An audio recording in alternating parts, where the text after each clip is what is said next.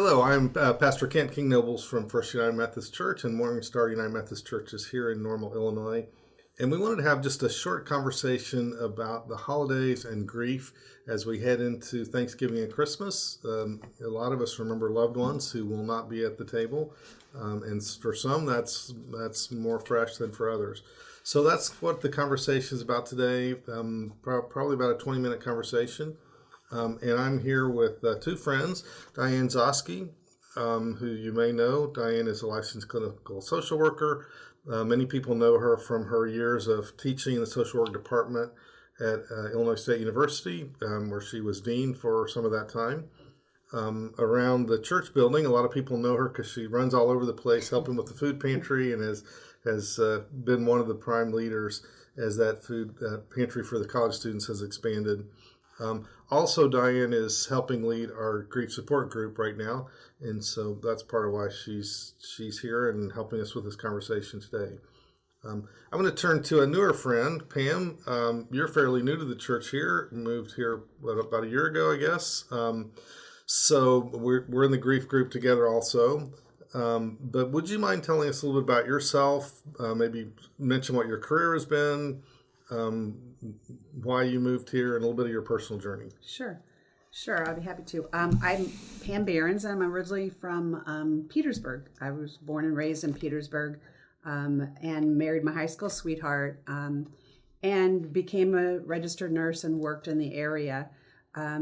After some challenges that my husband and I had with some winter, couple of car accidents, and our daughter was off at school. We had kind of had an empty nest, and we decided to move to a warmer climate, and we moved to Florida. I worked as a nurse in skilled nursing centers and across the country as a corporate position where I traveled to different skilled nursing centers. But our daughter here is in Bloomington, married with 3 boys. So. In July of 2022, my husband became ill. We were actually here in Illinois when he first had symptoms. Within a month, he had seen the doctor and began chemo, was diagnosed with pancreatic cancer. So through the course of the remainder of 22, of course, chemo, radiation, surgery, and the following year in 23, he was doing well, but then when a scan came back that showed some metastasis, then we began looking at moving back, which we did. We moved back to Bloomington, or we moved to Bloomington back to Illinois in January of 24.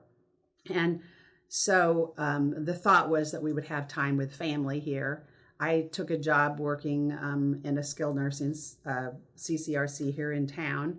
And we moved into our home on March 1st, and he passed away on March 14th of 24. So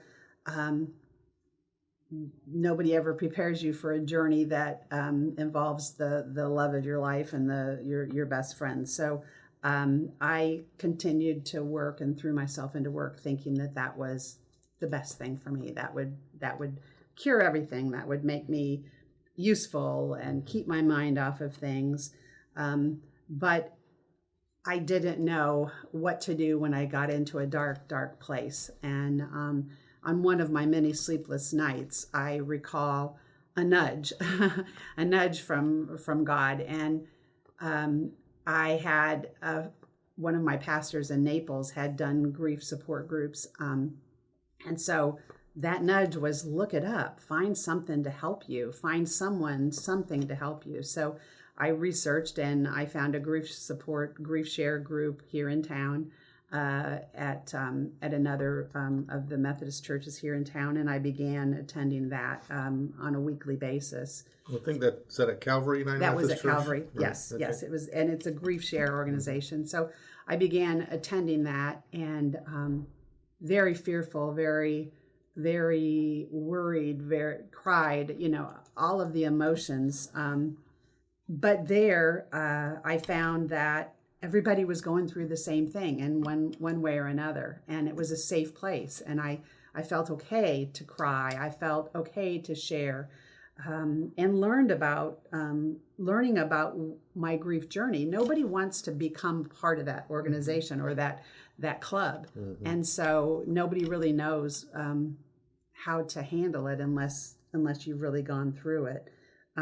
So I learned to manage, or I have been learning to manage my grief. I'm still working on it. I'm still struggling, but I'm at a much better place. And I found that loneliness that I felt, even though I had friends and family around, had lessened the more I adjusted, made connections, and drew myself closer to God. So that's a little bit about the beginning of my grief journey.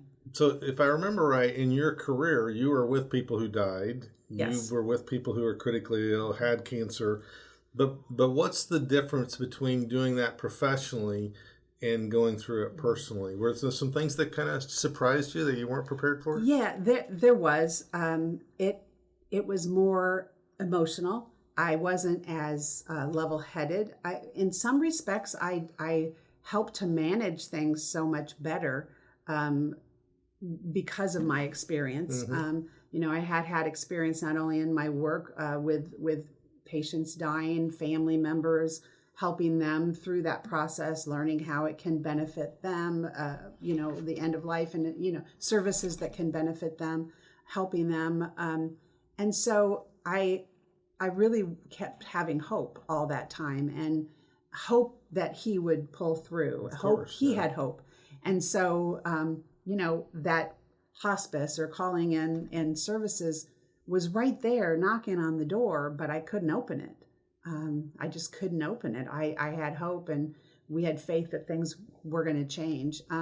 Because he was doing really well before we moved to Illinois, and it was almost like once we got here when things began to fall apart. And so I think that dealing with end of life and him dying, that's my partner, that's my best friend, that's my husband, that's the father of my daughter, that's the grandfather of my grandsons, and a very important part of the rest of my family, my sisters and brothers. I mean, it was like a brother to them. So nobody ever prepares you for how it's going to be when it's not only maybe a family member, and I went through it with my parents, but those were timely deaths, and this to me wasn't timely. And so I questioned why. I had a lot of questions, and surprised myself that I wasn't really able to deal with it as well as I thought. Yeah. And the ensuing grief that happens afterwards, the feelings that you have afterwards when he's gone. So I'll mention we're at the church. I hear the vacuum cleaner in the background. If you're wondering what that noise is, that's Amy cleaning in the hallway outside. So can I remark, Pastor Kent?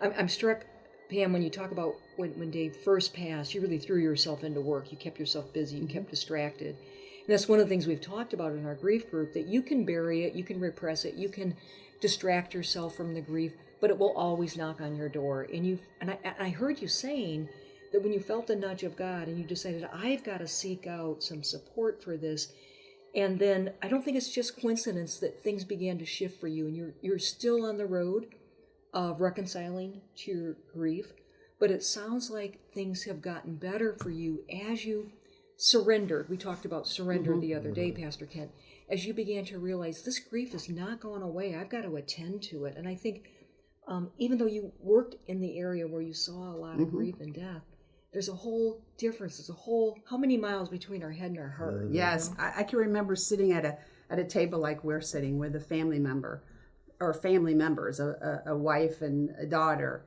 and talking about their loved one declining, and he was receiving hospice benefits. But I can remember sitting there and talking to them about what hospice can help, and how this must be difficult for them. And I had to stop and let somebody else take over. And all of a sudden, the tears just came. I'm thinking, I'm talking here. I should be talking to myself. Yeah. Yeah, I wonder if most of us experience that, where we think we should be better at dealing with death than we think, oh yeah, I'll be prepared. I mean, I go to a lot of funerals, sat with a lot of people in their dying process, But when it's you, it's different, I think. And that was kind of interesting the way you did that. Yeah. I think that that one of the things, Diane, that throwing myself into it like that, it numbed it. It numbed that pain, and there's such a fog that you go through during that time. And so that fog, I don't know if it was starting to lift when I found myself in that dark place or what, but I just think that initially you're just, so busy and there's nothing but fog that helped me to complete some of the tasks that were necessary. And we've certainly talked about that it in the very beginning, that fog actually serves a purpose for us. It actually is a bit of the maybe the anesthetic effect to get through some of those first critical days. Yes, absolutely. I believe that. And in retrospect, looking back, I believe that's what the fog is designed to do. So if we can go back for just a second, what are the things that helped you? So you said, you paid attention to God's nudge. That's always helpful because we're often ignoring God's nudges. And you found the Grief Share group. Are there some other things that you think, looking back, were really helpful? Yes, I think a lot of things that help. Family, being close to family. If I would have been in Florida, I would have not had any family close. Yeah. And I have nieces, and they're just very close family. And strengthening the relationships with those, because of course, even though we had good relationships, I'd been out of state for many years. Forming connections with other people that are grieving. The Grief Share group, but this group has been helpful too here at the church. Bible studies, I took part in a couple Bible studies, reading the Bible, devotions, coming, walking closer with God.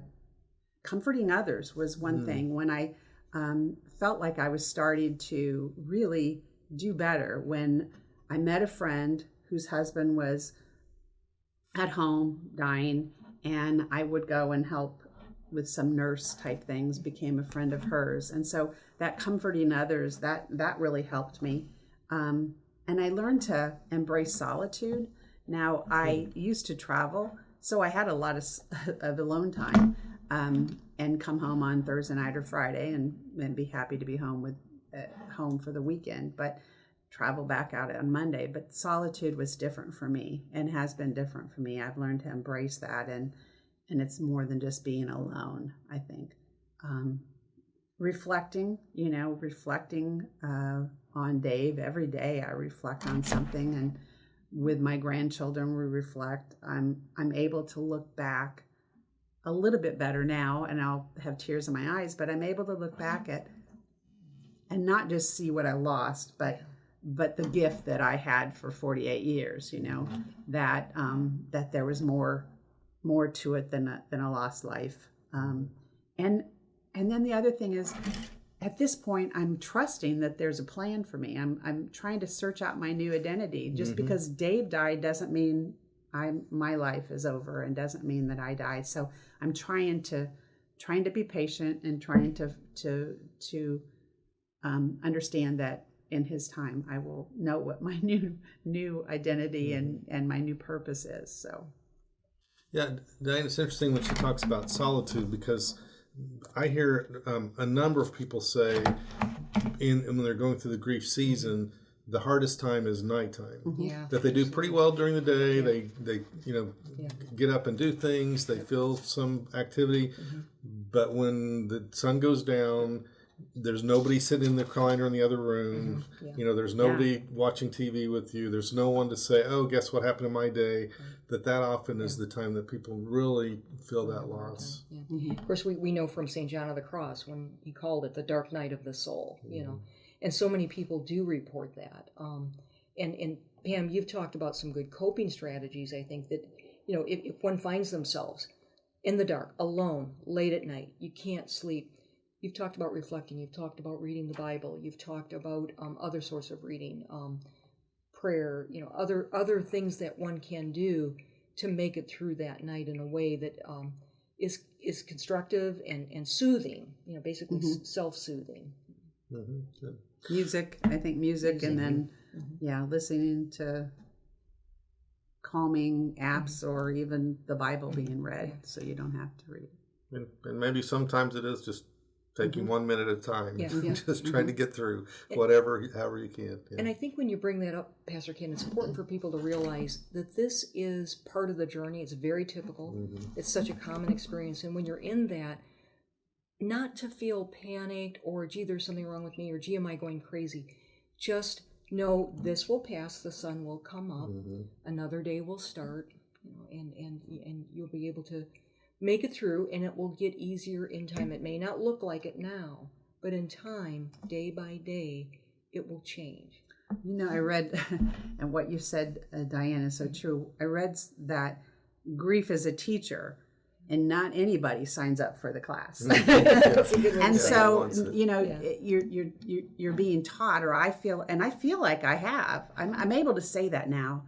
6 months ago, I might not have, but I feel better. I feel like I have learned a lot, and I feel like I'm able to embrace those years, as I said, as a gift. And just because he's not here, and I think when you're so broken and when you're so like I was, that opening myself up, I think that was probably a critical time that God's going to work in my life, because I opened up more to him then.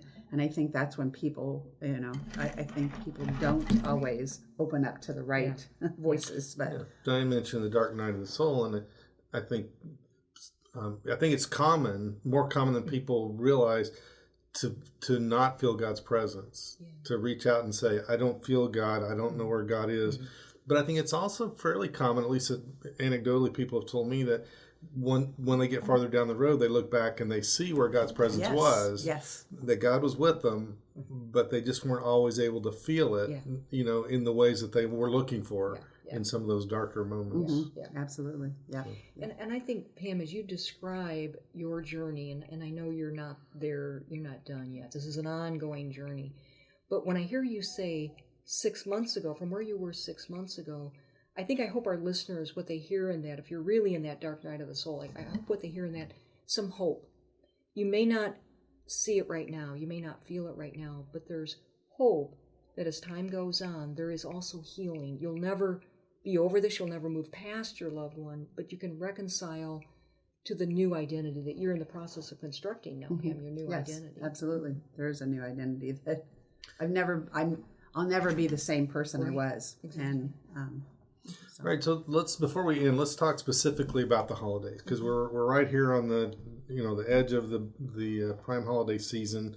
Pam, what have you found helpful? You've been through one holiday season. What do you have any tips that you would share of what people can do? Or my holiday, I didn't do the best I could during that holiday. I knew the tools. I had tools in a toolbox to be able to work through the holidays.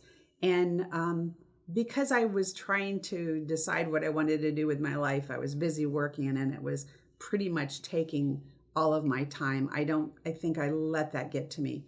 We talked yesterday, and then I went home to try to think what are things that can help people through the holidays. I wrote some things down. So make a plan, because you want to avoid stress. And Diane talked about that yesterday, whether you're going to go to the functions or not. It's okay if you don't. And I think we talked about traditions. I was so focused on the traditions that we had and not letting any of those things slip by that I failed to enjoy what was right in front of me. And so I think that's something that it's okay to let a tradition go, or it's okay to make new traditions.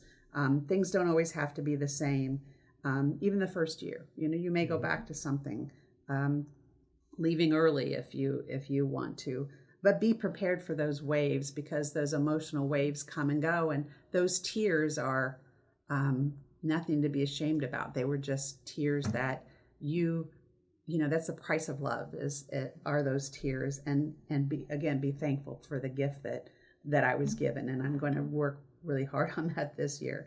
But sharing about your loved one, sharing the memories, I did some things last year with giving my grandsons gifts that Dave appreciated and would have loved for his grandsons to have, ties and watches, and not that they'll ever wear them, but they were something that were important that Dave enjoyed. Don't pretend, and that's the thing, is you can't avoid it. It's going to happen. But the thing that I'm going to keep on my mind this year is to try to help others and comfort others, because then that will in turn help me to feel more comforted. And remember what the reason for the season is. Jesus came to end suffering and to end pain and to end death, and that's the reason. So Dave's favorite season was Christmas, and so he was a very good gift giver, and so I think that's something that we'll just remember, the gifts that he would give us, and that he was a gift. So I get the feeling that some people feel like they shouldn't mention the loved one who's passed in front of you because it might make you cry or set you off. What's your thought about that? It helps so much to share. It helps so much to talk about him. And I know other people have said the same thing, that and I think that comes from people not wanting to open maybe a wound or see that person cry. Maybe that's the wrong thing. But what we don't learn about grief, if you haven't gone through it, is that's what we want. We want people to ask. We want to talk about our loved one. That gives us comfort. That brings back those warm memories. We keep it in our heart. And if the tears come, it's just, again, it's okay. So yeah, it's important for us to be able to share. Good. And Diane, yesterday you showed a video in the grief support group, and one thing I found interesting, the person who's talking, I forget her name now, but she was saying, when you make plans for the holidays, let people know that you may change your plans. Sure, yeah. When you're in that fresh season of grief, that give yourself a way out so you're not stuck there. Yeah. And if you leave early, there's an easy way to do that, or so that you can do what you need to do and take care of yourself. So, Diane, what other thoughts do you have about how people can get through the holidays if they're grieving? Yeah, well, I would say, first of all, there's no right and wrong way to do it, right? But I would say a universal is for anyone who's going through this is patience, gentleness with yourself, grace with yourself, especially if this is your first holiday. You've not walked this path before. And be very patient with yourself and give yourself. Those are all things some of us are not very good at. So we have to learn that. Right. It's a learning experience, right, Pam? That's so true. I am so glad you mentioned about some people would think, let's not bring up the person who's gone because we don't want to open a wound. And what everyone says is, Dave is never out of your mind, right? It's always there in our midst. And when you're together with family, and you don't acknowledge, everybody is feeling this. And if you don't acknowledge it, in fact, if anything, I think it creates separation from us. So to think ahead, we talked about planning, to think ahead, is there a way that you can include your loved one in a way that's comfortable for everyone and is honoring them? And it might be a new tradition. You talked about you wanted to stick with some traditions, Pam. And you might be carving a new path of some traditions we will keep. Other things we're going to create some new traditions, how to honor our loved one. But I would say be very patient with yourself. Do what you can and what you feel up to. You do not have to, do everything you did in previous years. Manage your expectations for what this is going to look like. And one of the other things that we talked about yesterday in our group is this is hard. There's no way around it, but it will pass. January will come. And we'll be through the holidays, and then the next holiday season will be a little bit easier, and then a little bit easier. But your loved one will always be there in your presence and in honoring that person. Great. Yeah. Well, we could talk for another hour or another 10 days, I guess. And I would say to the listeners, if you want to reach out to Diane Zosky or Pam Behrens. I have a feeling they'd be happy to share with you and talk about more specifics. Certainly, you're invited to talk to your pastors, and we'll offer whatever help we can. But we do pray for everybody who's going through grief during this season. we pray that you will find ways to honor the people that you are missing, that you will feel love and support, that you'll be able to reach out in helpful and healthy ways. And we also pray for moments of joy as the promise is that Christ comes in the darkness bringing light. So we'll hold on to that promise. So Pam, Diane, thank you very much for being part of this conversation. Thank you. And we will talk more soon. Thank you. We want to thank you for joining us today, and we hope you are blessed with this podcast. And remember that you are a blessing to everyone. Go in peace and have a fabulous week.